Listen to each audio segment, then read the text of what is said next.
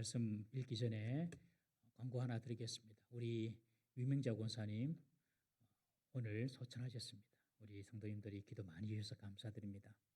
우리는 하나님께 좀 더 시간을 달라고 그렇게 끊임없이 기도했습니다만은 또 하나님께서는 위권사님을 곁에 두고 싶으셔서 데려가신 줄로 믿습니다. 우리의 기도는 그러나 헛되지 않습니다. 끝까지 주님께서 우리가 기도하고 간구하는 것들을 가장 우리에게 좋게 역사하시고 허락하실 줄 믿으시기를 바랍니다. 내일 입관 예배를 드리겠습니다. 내일 입관 예배가 오전 11시에 광해병원 장례식장이겠습니다. 우리 시간 되시는 분들은 오셔서 함께 예배에 참여해 주셨으면 감사하겠습니다. 우리 하나님 말씀 보겠습니다. 오늘 사사기 8장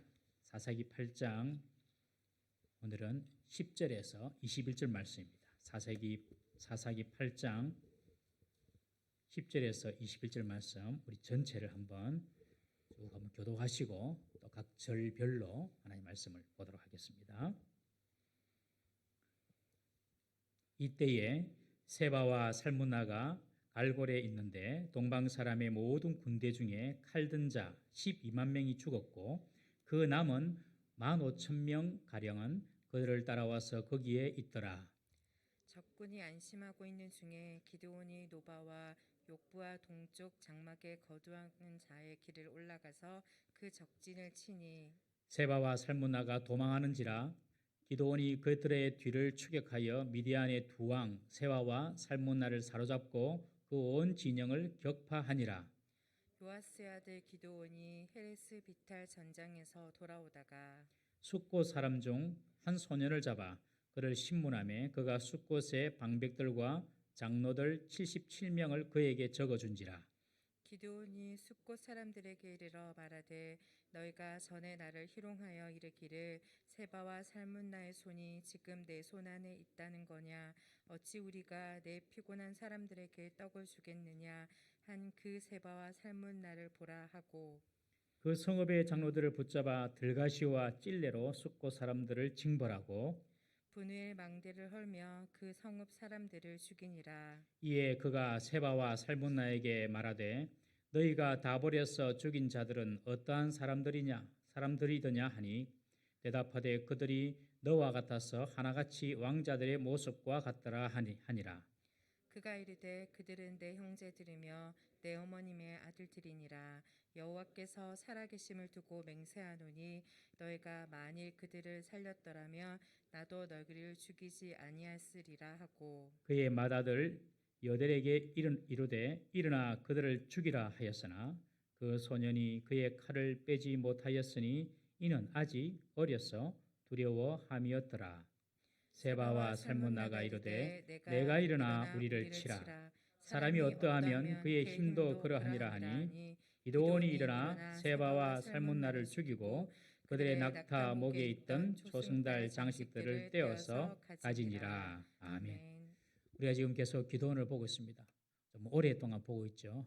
이제 한 번 정도 남았습니다. 오늘 하고 하나님께서 이렇게 기드온의 사건들을 다른 사사들과 비교해 보면 많은 분량, 앞으로 또 삼손도 이 정도 이상으로 분량을 우리가 보게 될 텐데 그렇게 많은 분량을 기록하게 하신 것은 하나님께서 그 기드온을 통하여 하신 말씀이 있다는 것입니다. 그 시대, 그 상황을 통하여 하신 말씀이 많다는 것이죠.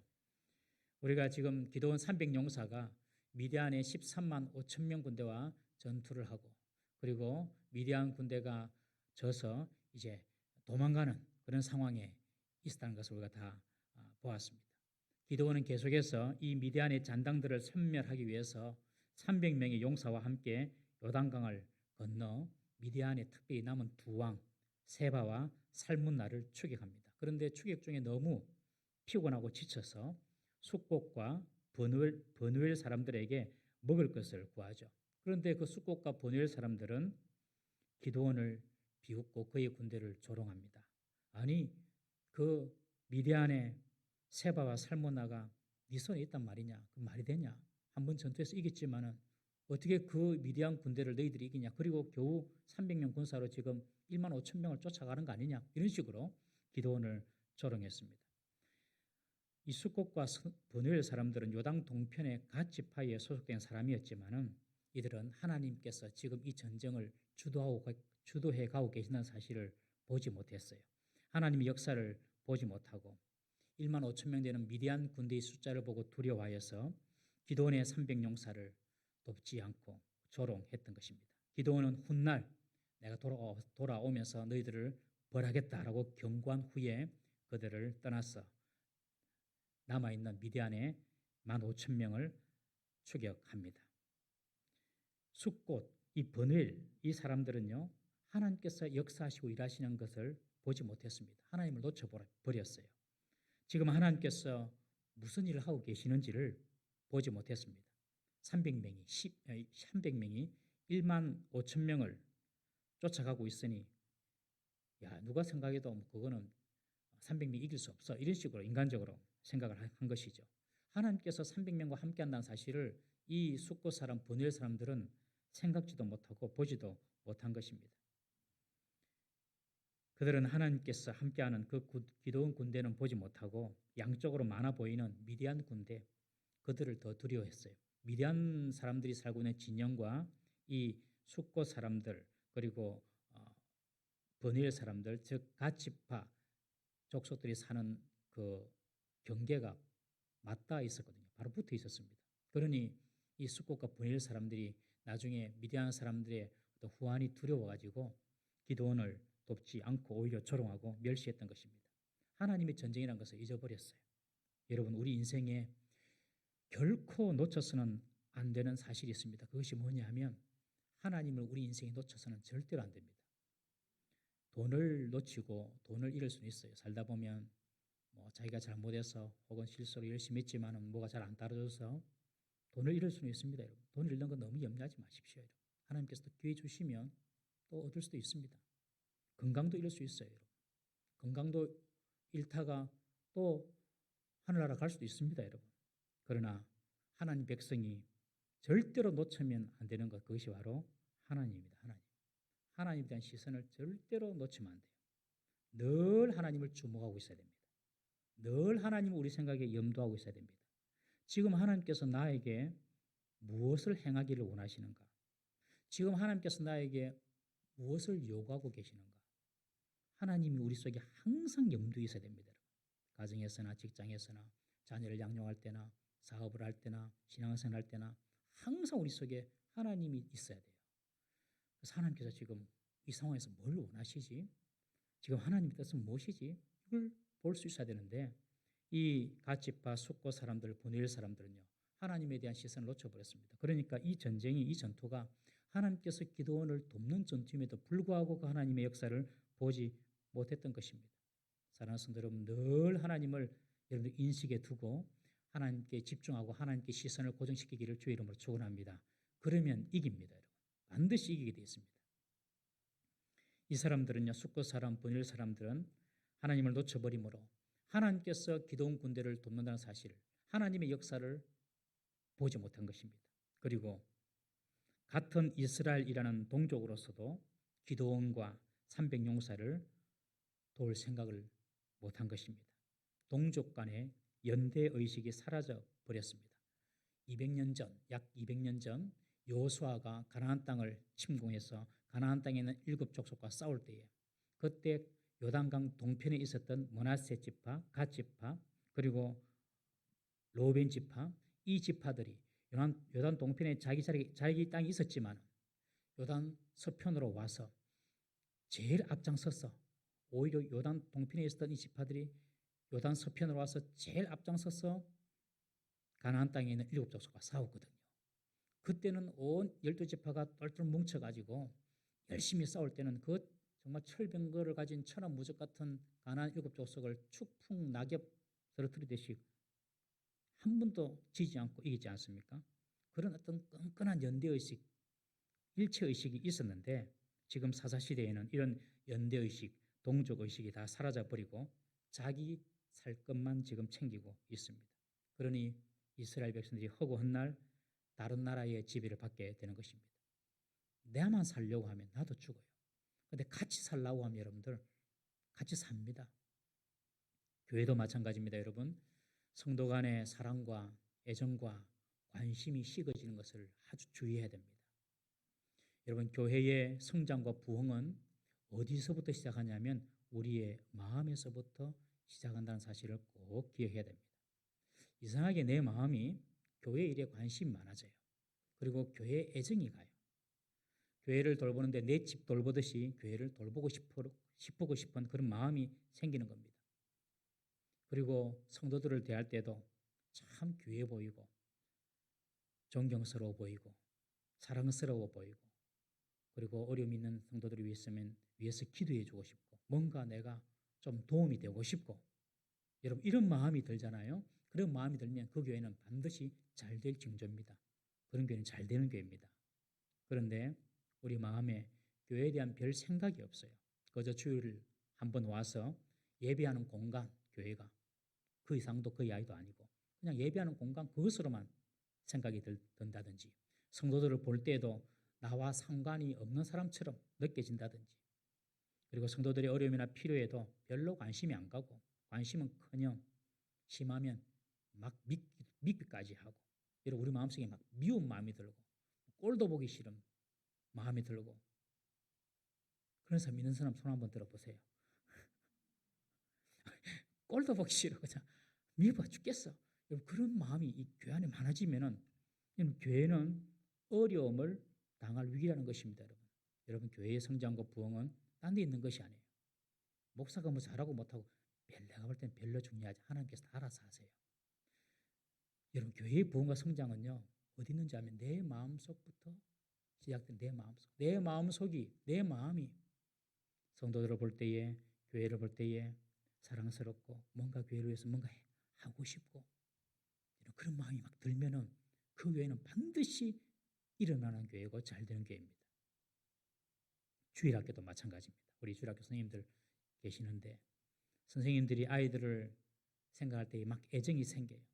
하나라도 더 챙겨주고 싶고, 아이들이 정말 말씀 가운데 이렇게 섰으면 좋겠다 이런 열망이 있고, 그리고 아이들을 하나님께로 막 이끌고 싶고 이런 열정이 있고 이런 애살이 자꾸 생겨요. 그러면 그 주일학교는 잘 되는 주일학교입니다. 주중에도 아이들이 막 보고 싶고 궁금하고 막 그래요. 주일 안 오면 더 마음이 쓰이고, 내가 좀 뭐 잘못해가지고 아이들에게 서운하게 해가지고 교회 안 오나, 저는 그런 생각 막 한 번씩 들거든요. 교사들도 그런 생각 들어야 됩니다. 드는 줄 믿습니다. 여러분 그런 생각이 들면 그 반, 그 부서는 부흥합니다. 누가 왔으면 왔나, 가면 가나, 안 오면 안 왔나 별로 관심도 없고 애정이 안 간다면 그 부서는 침체하고 있는 것입니다. 여러분 잘 스스로 살펴보셔야 돼요. 우리 마음에서부터 우리 공동체의 부흥과 성장이 일어나는 줄 믿으시길 바랍니다. 이 사사시대 때에는 각 지파별로 서로에 대한 그런 관심이 없었어요. 마음도 없었어요. 그냥 나만 살면 된다 이런 생각을 한 거죠. 그러니 각 지파에 소속한 숙곡과 버누엘 사람들이 지금 썰어서 지쳐가지고 겨우 300명이 지금 미디안 족속 쫓는다고 저렇게 달려가고 있는데 떡 한 덩이, 물 한 그릇 줄 생각을 안 한 것입니다. 사랑하는 성도 여러분, 이것은 안 되는 공동체입니다. 우리는 늘 하나님께 우리 시선을 고정하고 우리 지체에 관심을 두고 살기를 주 이름으로 부탁을 합니다. 해바라기가 해를 따라가면서 꽃을 피우는 것처럼 여러분의 성도들은요 24시간 늘 하나님과 소통하면서 하나님께 우리의 시선을 고정하고 하나님을 생각하면서 지내야 됩니다. 그래야지 지금 하나님께서 무슨 일을 하시려고 하고 있고 지금 하나님께서 나에게 무엇을 요구하는지를 깨닫고 볼 수가 있는 것입니다. 그리고 우리 사랑하는 지체들에 대해서 관심을 가지고 그들을 위해서 중보해주고 기도해주는 그런 공동체가 되면은 우리 공동체는 반드시 잘되고 부흥하고 형통할 줄 믿으시기를 바랍니다. 하나님께서 어떻게 일을 행하시는가 그런 분별력을 갖기 위해서는 여러분들 다른 것 아닙니다. 기도하는 시간을 가져야 됩니다. 그리고 말씀을 보는 시간을 가져야 됩니다. 다른 것 없어요. 신앙생활 그게 전부 다입니다. 기도하고 말씀 보고 그러면요 분별력이 생기는 것입니다. 여러분 우리가 기도하지 않고 있다는 것은 지금 내가 분별력을 잃고 있다고 생각하시면 틀림없습니다. 여러분들이 지금 기도하고 있지 않다는 것은 여러분들에게 하나님께서 복을 주시고 기회를 주시는데 그 기회를 다 지금 놓치고 있다는 사실. 틀림없어요. 다 놓치고 있는 거예요. 그런데 기도하고 말씀 보고 깨어있고 분별력을 갖고 있으면 하나님께서 나를 위해서 무슨 일을 행하시는지 어떤 계획을 하고 계시는지 우리가 보게 되는 것입니다. 숫곳 사람과 브누엘 사람들은 하나님께서 역사하시고 하나님께서 일하시는 전쟁을 보지 못한 것입니다. 그래서 지금 기도원 군대가 좀 도와달라고 하지만 돕지를 못하고 있는 것이죠. 사사시대 이스라엘 백성들과 달리 우리는 늘 기도와 말씀에 깨어 있으므로 하나님이 어떻게 우리 삶을 이끌어가고 우리에게 무엇을 원하시는지를 분명히 알아가는 저와 여러분 되시기를 주의 이름으로 축원합니다.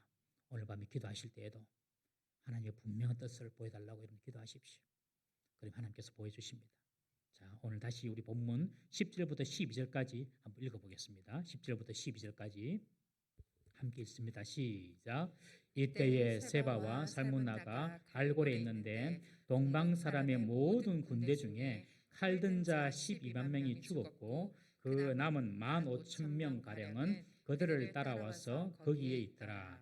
적군이 안심하고 있는 중에 기드온이 노바와 욕보하 동쪽 장막에 거주하는 자의 길로 올라가서 그 적진을 치니 세바와 살문나가 도망하는지라. 기드온이 그들의 뒤를 추격하여 미디안의 두 왕 세바와 살문나를 사로잡고 그 온 진영을 격파하니라. 미디안의 패잔병들이 이 세바와 살문나 이 두 왕을 중심으로 지금 같이 모여 있습니다. 그리고 갈골이라는 곳까지 와서 피신해 있습니다. 패잔병들이라고는 하지만 그들의 병력은 1만 5천 명입니다. 만만한 수가 아닙니다. 300명에 비하면. 그런데 기드온의 300 용사가 기습하여서 섬멸하고 세바와 살문나 두 왕을 사로잡았다라고 기록하고 있습니다. 11절에 보시면 적군이 안심하고 있는 중에 기드온이 아주 그 기습 공격을 한 거예요. 기드온이 보면 11절에 노바와 욕보하 동쪽 장막에 거주하는 자의 길로 올라갔다 그렇게 표현하고 있는데 이 길은 어떤 길이냐면은 당시 유목민이나 그리고 무역을 하는 대상들이 지나가면서 텐트를 치고 잠시 쉬는 그런 길들입니다. 그러니까 이 길은 잘 알려진 길이 아닙니다. 지름길이기도 하고 또 지리적으로 다른 사람에서 알려지지 않은 그런 길입니다. 아는 사람만 그 길을 자주 다닌 아는 사람만 아는 길입니다. 그런데 이 기드온의 군사가 어떻게 알았는지 그 길로 가서 안심하고 있는 미디안 잔당들을 기습해서 공격한 것입니다. 기드온의 군대 숫자는 300명이었습니다.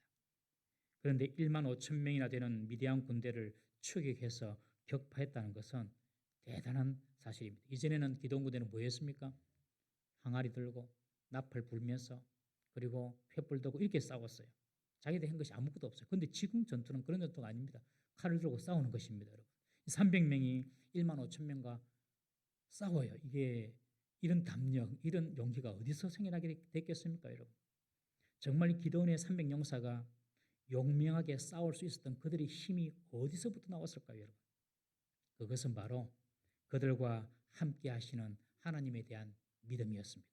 300명이 1만 5천 명, 300명이 1만 5천 명과 칼을 들고 싸울 수 있었던 그 용기의 원동력은 우리에게는 하나님이 계신다.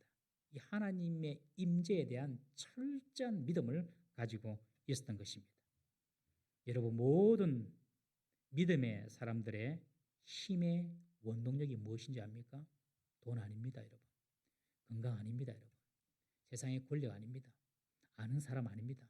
모든 믿는 사람의 힘의 원동력은 바로 하나님 자신인 줄 믿으시기 바랍니다. 하나님이 정말 나와 함께 하신다. 이런 믿음이 생기면요, 용기가 생기는 거예요. 모세가 가나안 땅을 정탐하기 위해서 12명 정탐꾼을 보내지 않습니까? 12명이 가나안 땅을 40일 동안 정탐하고 모세에게 와서 그리고 백성들 앞에서 보고를 합니다.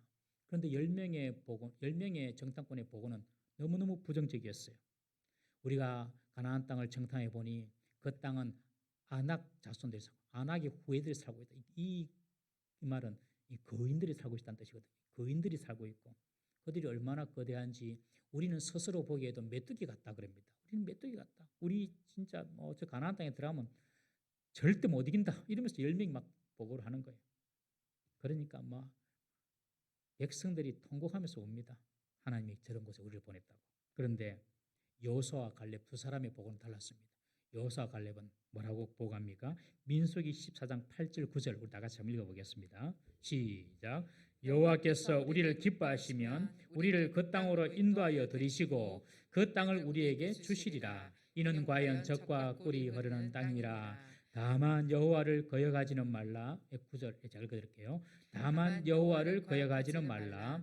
또 그 땅 백성을 두려워하지 말라. 그들은 우리의 먹이라. 그들의 보호자는 그들에게서 떠났고 여호와는 우리와 함께 하시느니라. 그들을 두려워하지 말라 하나.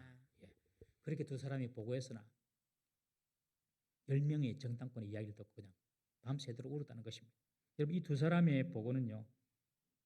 그 속에 누가 첨가되어 있냐면 하나님이 첨가되어 있습니다. 하나님이 우리와 함께 하시고 하나님이 우리를 기뻐하시면 그 가나안 땅에 있는 족속들은 우리의 먹이다. 옛날에는 밥이다. 그런 표현이었어요. 우리의 밥이다. 우리의 먹이다.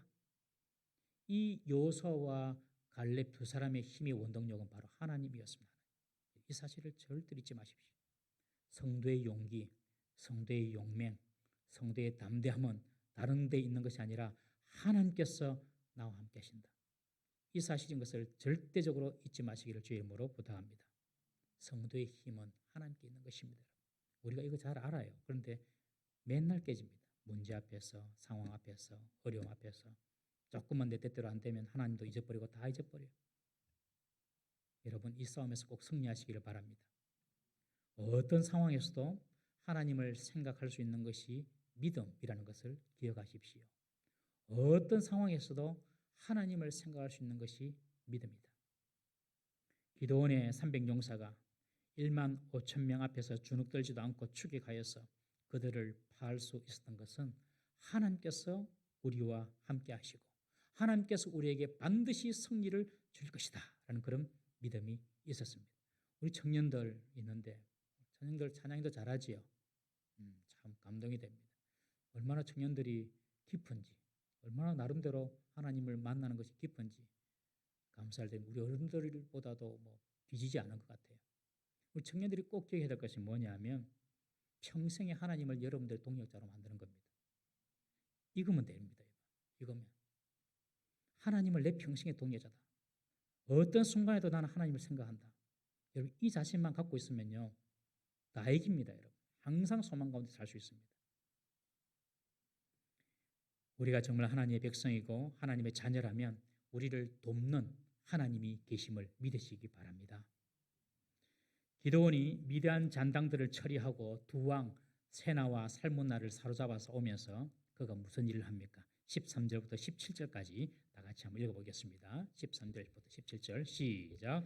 요아스의 아들 기드온이 헤레스 비탈 전장에서 돌아오다가 숫곳 사람 중 한 소년을 잡아 그를 신문하매 그가 숫곳의 방백들과 장로들 77명을 그에게 적어준지라. 기드온이 숫곳 사람들에게 이르러 말하되 너희가 전에 나를 희롱하여 이르기를 세바와 살문나의 손이 지금 내 손 안에 있다는 거냐? 어찌 우리가 내 피곤한 사람들에게 떡을 주겠느냐 한 그 세바와 살문나를 보라 하고 그 성읍의 장로들을 붙잡아 들가시와 찔레로 숫곳 사람들을 징벌하고 분유엘 망대를 헐며 그 성읍 사람들을 죽이니라. 기드온은 돌아오면서 숫곳 사람 중에서 소년 한 사람을 사로잡습니다. 그리고 그를 신문합니다. 이 소년이라고 하면 아주 나이가 어린 남자 아이부터 청년까지를 다 이르는 말이 소년입니다. 이 소년이 숫곳의 방백들, 지도자들의 77명, 77명의 명단을 적어줍니다. 적어줘요. 직접 소년이. 적어줬다고 하니까 이 소년은 글을 아는 소년이죠. 그러니 학식이 있는 소년입니다. 그리고 숫곳 지역의 방백 77명을 다 적어줬다고 하니 아마 이 소년은 그냥 평범한 소년은 아니고 숫곳 지역에 있는 어떤 지도자 그룹에 속하는 그런 집안의 아이든지 그런 사람이었을 것입니다. 기드온은 그 명단을 딱 받고 숫곳 사람들을 찾아갑니다. 그리고 그들에게 그렇게 말합니다. 너희들이 일전에 이야기하기를 나에게 세바와 살문나야가 네 손에 있다고 조롱했지.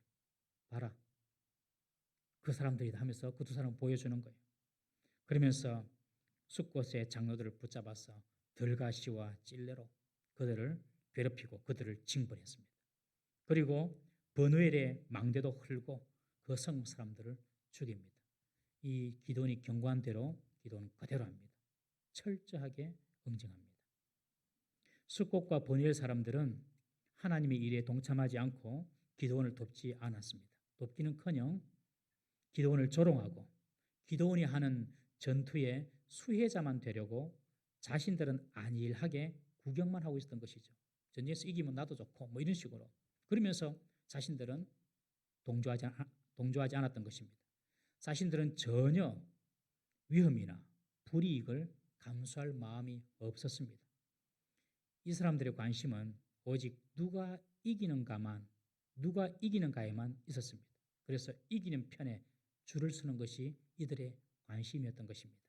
진리가 무엇인지, 정의가 무엇인지, 지금 하나님 뜻이 무엇인지 관심이 없고 내게 덕이 되는 쪽에 내가 서겠다는 그런 심산이었습니다.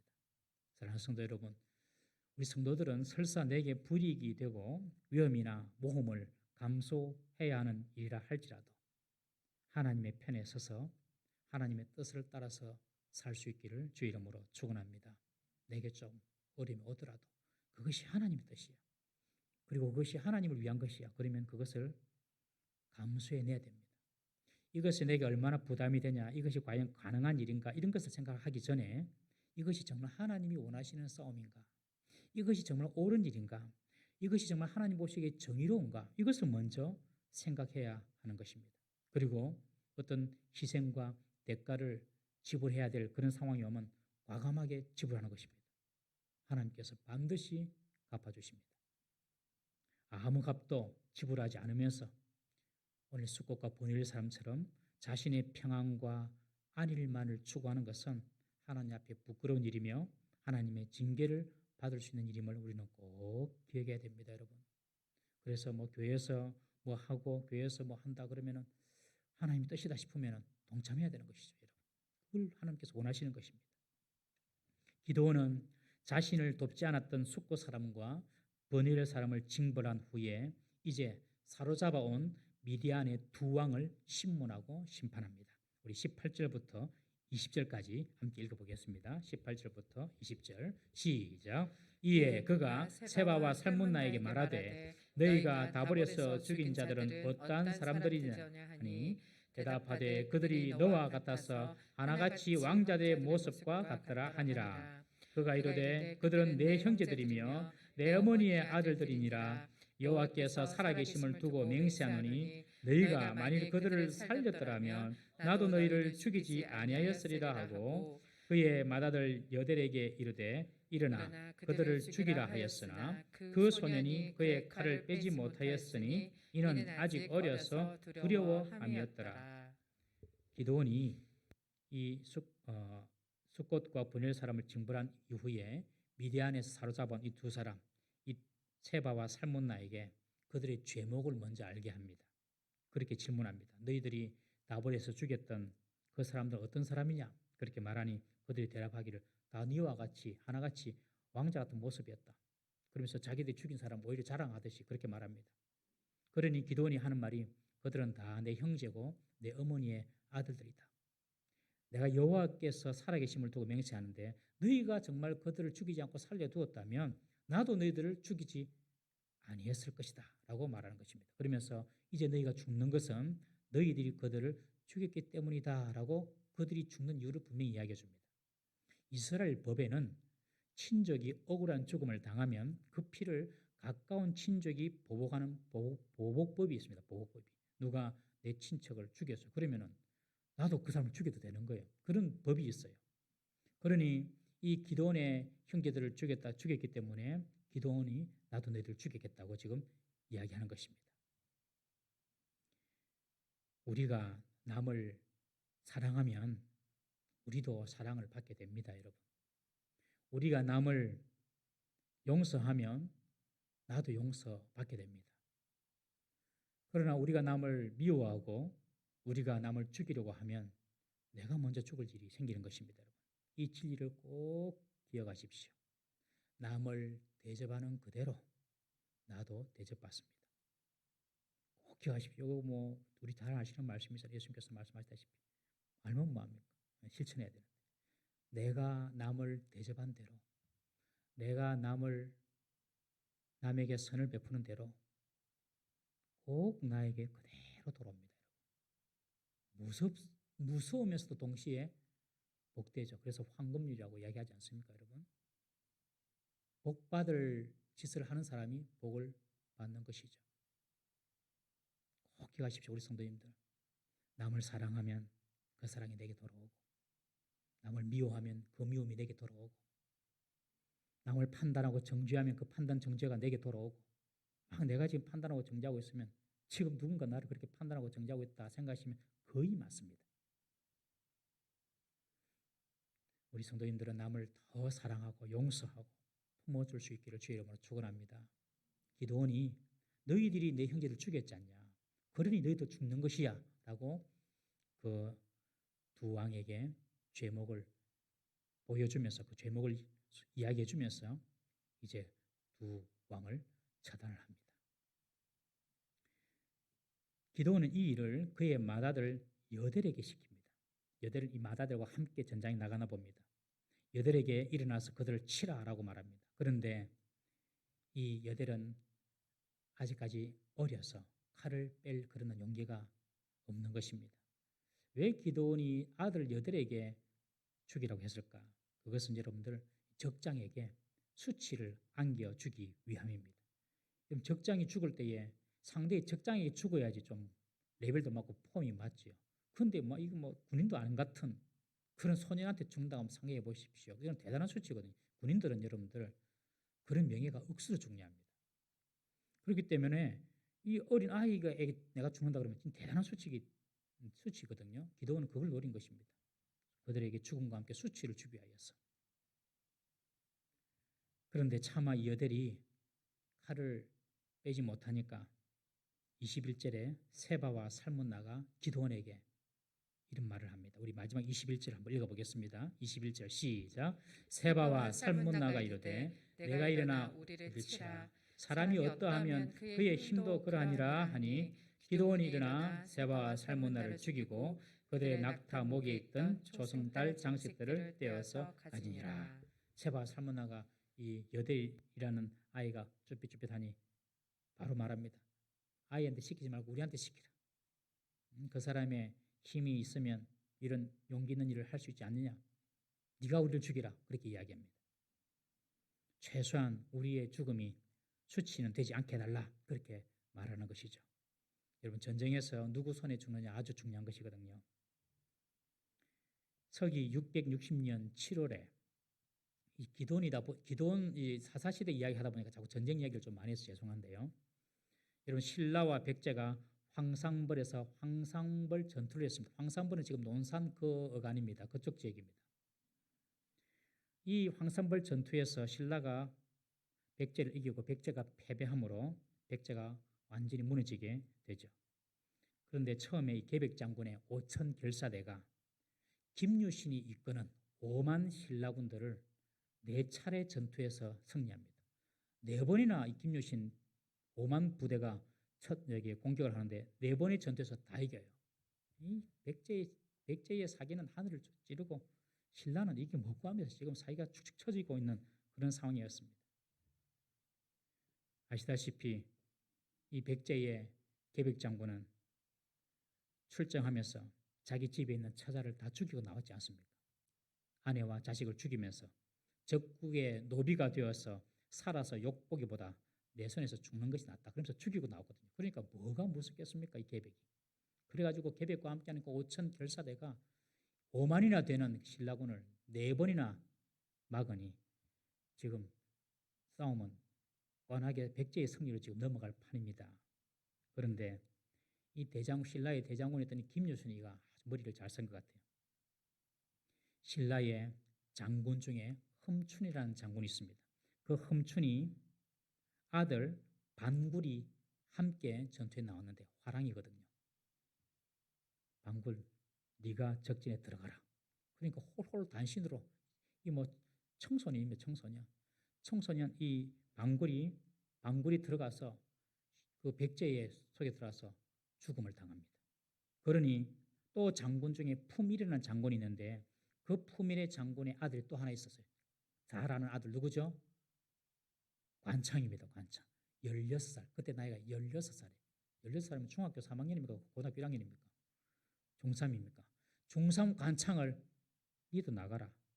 방굴도 나가서 죽은데 니도 나가라. 그런 거예요. 그래가지고 관창이 지 혼자 나가서 싸웁니다. 처음에 돌려보내줍니다. 불쌍해서. 자꾸 오니까 죽여버립니다. 목을 잘라서 신라군으로 보냅니다. 이것이 신라군에게는 신의 한 수요. 백제에게는 치명타였습니다. 이 소년 같은 청소년 같은 화랑들이 나가서 목숨을 잃고 나오니까 신라군들이 눈이 뒤집힌 것입니다. 그리고 뭐 군사는 10배로 많고요. 그래가지고 총 동원해서 공격해가지고 개백의 5천 결사대를 무너뜨린 것입니다. 그리고 당나라와 연합해서 신라가 삼국을 통일하게 된 것입니다. 역사는 가정이 없지만 돌아보면은 이 개백 장군이 겨우 16세인 관창을 절대로 죽여서는 안 됩니다. 그냥 돌려보내야 됩니다. 그냥 계속 돌려보내. 그럼 이 전쟁이 어떻게 된지 몰랐어요. 이 관창이 16세 된 관창이 개백의 손에 죽었으니 관창과 개백의 레벨이 같아진 것입니다. 여러분. 같아진 거예요. 백제로서는 얻을 게 하나도 없는 것입니다. 애송이 관창과 이 개백의 이 레벨이 같아지니 이 전쟁에서 어떻게 되겠습니까? 이 말이 바로 장군의 손에 죽는 거하고 아이의 손에 죽는 거가 완전히 그 결과가 다르다는 것이죠. 아이에게 죽으면 수치가 되는 것입니다. 그래서 이 미디안 왕들이 네 아들 말고 기도원 네가 우리를 죽이라 하고 부탁합니다. 이에 기도원이 두 왕을 죽이고 그리고 그들이 타고 있던 낙타 목에 있던 초승달 장식을 가집니다. 이 초승달 장식은 미디안 사람들이 섬기는 달신을 의미합니다. 미디안 사람들은 주로 무역을 하면서 밤에 무역을 했습니다. 낮에 하면은 도둑대가 있기 때문에 밤에 주로 무역을 하는데 옮기는데 밤에 이제 이동하다 보니까 하늘의 별과 달을 보고 길을 찾았죠. 그래서 그들은 달을 숭배했던 것입니다. 왜 또 특별히 초승달이냐? 이 초승달이 이집트의 나일강에서부터 요단강 동편 메소포타미아 지역까지 요단강, 유프라테스강, 티그리스강 이 강들이 이렇게 연결되어 있거든요. 이 강들이 연결된 이 땅이 아주 비옥한 지역입니다. 옛날부터. 그래서 이곳을 비옥한 초승달 지대 그렇게 불렀거든요. 한번 그림을 한번 보여주십시오. 예, 이 보면 초승달처럼 이렇게 이제 금음달인지 초승달인지 그게 좀 헷갈리는데 초승달이라고 부릅니다. 초승달이 이렇게 이제 여기 이집트 나일강부터 요단 동편강 그 오른쪽으로 유프라테스강, 티그리스강 요 지역이 아주 곡창지대입니다. 나머지 땅은 광야고 황야입니다. 이 지역이 아주 곡창지. 그래서 이 땅을 아주 비옥한 초승달 지대다 그렇게 옛날부터 그렇게 불렀습니다. 그리고 이 땅을 왕의 대로다 그랬습니다. 왕의 대로. 왕이 가는 대로다 그랬습니다. 이 말은 실제로 왕이 그 땅을 행차했다는 뜻이 아니라 무역상들이 싣고 가는 그 물품들이 너무 화려하고 많아가지고 마치 왕이 행차하는 것과 같다. 그래서 왕의 대로라고 그렇게 불렀던 것입니다. 이 비옥한 초승달 지역을. 그래서 이 미디안 사람들은 이 비옥한 초승달 지역과 그리고 그들이 길을 찾을 때 쓰는 그 달을 보고 달을 섬겼어요. 달을. 이슬람권에 있는 나라들은 다 이런 초승달과 별이 있습니다. 한번 보여주시겠습니까? 초승달과 별과 이런 그림이 다 있어요. 이 국기는 오스만 투르크 제국의 국기인데 다 초승달과 별이 이슬람 국가의 나라에는 다 들어 있습니다. 거기 들어 있습니다. 이 초승달은요 이방의 신을 상징하는 그런 의미가 있었습니다. 그래서 이 기도원이 그 초승달을 떼오면서 이 전쟁은 여호와가 이겼다라고 선포하는 것입니다. 그리고 이스라엘에 40년 만에 평온이 찾아왔습니다. 기도원이 지금까지 너무너무 잘 싸워왔습니다. 처음 기도원을 보십시오. 포도주 틀에서 실내에서 밀을 타작했지 않습니까, 여러분?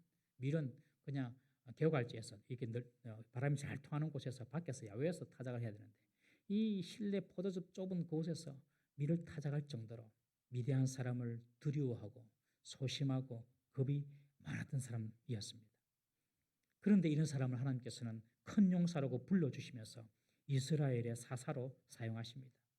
하나님께서 불러주셨지만 기드온이 여전히 하나님께서 자신을 사사로 부르신 것에 대한 확신이 없었고 그리고 하나님의 능력에 대한 그런 신뢰도 없어서 몇 번이고 하나님을 시험하고 몇 번이고 하나님에 대해서 의심하는 마음을 품지 않았습니까? 그렇지만 결국 기드온은 믿음으로 300명의 용사를 데리고 13만 5천 명을 무찌르는 정말 위대한 용사가 된 것입니다. 우리 하나님은 지극히 작은 자를 부르셔서 위대하게 사용하시는 분이신 줄 믿으시기를 바랍니다. 우리 주위에 또 우리 청년들 특별히 나는 뭐 너무 볼품이 없고 나는 별로 잘하는 것도 없고 나는 별로 이렇게 뭐 재능도 없고 이렇게 생각하는 친구 있죠. 청년 때 그렇게 그렇게 생각할 수 있죠. 절대로 그것이 중요하지 않습니다. 여러분 일전에도 말씀드렸지만 종이 하나로는 너무너무 빈약하고 힘이 없죠. 쭉쭉 찢어버리면 되는데 그러나 그 종이가 콘크리트에 딱 붙어 있으면 그 종이의 강도는 콘크리트처럼 강해지는 것이죠. 그 종이가 그냥 강철에 딱 붙어 있으면 그 종이는 그냥 강철처럼 견고하고 강해지는 것입니다. 우리 젊을 때는 다 그렇게 자신의 약함을 다 알아요. 자신이 내가 이것밖에 안 되지 하면서 막 그렇게 자신을 아주 빈약하게 생각하고 자신을 그렇게 생각하는데 절대 그것은 하나님의 방법이 아니고 하나님의 마음이 아닌 줄 우리 청년들은 꼭 기억하시길 바랍니다. 기드온이 그랬어요. 소심하고 겁 많고 의심 많고 몇 번에 걸쳐서 심지어 이제 막 전투하려고 300명만 남아가지고 밑에는 미디안 군대가 13만 5천 명 있고 막 전투하려고 하나님께서 기드온아 진군하라 그렇게 이야기하는데 기드온이 가만히 있는 거예요. 안 움직이고. 그러니까 하나님께서 기드온의 마음을 보고 뭐라고 합니까? 무섭나? 못 내려가겠지. 그러면 네 부하를 데리고 내려가서 적군들이 뭐라고 하는지 듣고 온나? 그렇게 말하죠. 그러니까 이 기드온이 이 부하와 함께 내려가서 적군이 무슨 말 하나 들어보니 와 이스라엘 군대가 우리를 친다더라 뭐 이런 이야기 하잖아요. 그 말 듣고 기드온이 용기를 낸 거 아니겠습니까? 여러분 우리는 다 연약합니다. 그런데 하나님은 그 연약한 자를 들으셔서 하나님의 영광을 위하여 큰 용사로 사용하심을 철저히 믿으시기를 주의 이름으로 축원합니다. 나는 비록 약하지만 주님이 강하시기 때문에 그 주님의 강한 손에 우리가 붙들림 바 되면 우리는 하나님의 뜻대로 귀하게 사용받을 수 있음을 믿으시길 바랍니다. 하나님께서 그렇게 기도원을 사용하셨어요. 그런데 여기 보면 정말 하나님의 온유하심과 인자하심을 우리는 보지 않을 수 없습니다. 하나님은 그렇게 기드온이 의심하고 그렇게 불신하고 그렇게 기드온이 하나님에 대해서 말씀에 적극적으로 순종하지 않음에도 불구하고 한 번도 우리 주님은 하나님은 기드온에 대해서 나무라 하거나 니와 거라노 하고 질책한다거나 한 번도 그렇게 하지 않았어요. 일일이 다 기드온의 그 의심을 다 받아주시고 그리고 의심을 해소시켜 주시고 설명해 주시고 기드온에게 네 손에 힘이 생길 때까지 그래 기다리라 그러면서 하나님께서 기다려주시고 시간을 주시는 것입니다. 하나님은 정말 온유하고 인자하신 분이신 것입니다. 하나님의 인자함과 온유함이 기드온을 큰 용사로 만들었다는 것을 기억하시기 바랍니다. 우리 사무엘하 22장 36절 말씀 보겠습니다. 사무엘하 22장 36절 다 같이 읽습니다. 시작. 주께서 또 주의 구원의 방패를 내게 주시며 주의 온유함이 나를 크게 하셨나이다. 이 시편 아닌데 시편에 똑같은 말씀이 있습니다. 그런데 이 사무엘하는요. 시편에도 다윗이 똑같이 고백하는데 다윗이 적군들을 다 물리치고 하나님께 드리는 고백입니다. 주께서 또 주의 구원의 방패를 내게 주시며 주의 온유함이 나를 크게 하였나이다. 주님께서 나에 대해서 나의 허물과 죄를 다 갚지 않으시고 덮어주시고 그리고 나를 기다려 주셨어. 내가 지금 이런 제국의 왕이 되어 있습니다. 라고 지금 고백하는 것입니다. 주님의 온유함을 찬양합니다. 하나님의 온유함 때문에 기드온이 큰 용사가 되고 하나님의 온유함 때문에 다윗이 왕이 될 수가 있었던 것이죠. 사랑하는 성도 여러분, 우리의 자녀를 다윗같이 믿음의 거인으로 만들려면 우리 자녀들에게 온유하시기를 주의 이름으로 부탁합니다. 그러면 다 거인들이 됩니다. 잘 안 되죠. 저도 잘 안 되더라고요. 잔소리를 하고 뭐라 하고 요새 아이들이 말을 잘 안 들어요. 저 위에 지금 앉아 있는데 장일에 한 10번 해야지 움직일 똥말똥해요. 그러면 이제 천불이 임하는 거예요. 매를 들고 엎드려 버쳐 해가지고 그렇게 되더라고요. 저도 이 말씀을 준비하면서 좀 더 온유하기로 했습니다. 여러분, 부모가 온유해야지 자녀가 큰 인물이 됩니다. 하나님이 기도원에게 온유했기 때문에 기도원은 큰 용사가 될 수가 있었던 거예요. 하나님이 다윗에게 온유했기 때문에 다윗은 이스라엘의 왕이 될 수가 있었던 것입니다. 가만히 우리 인생만 한번 돌아보십시다.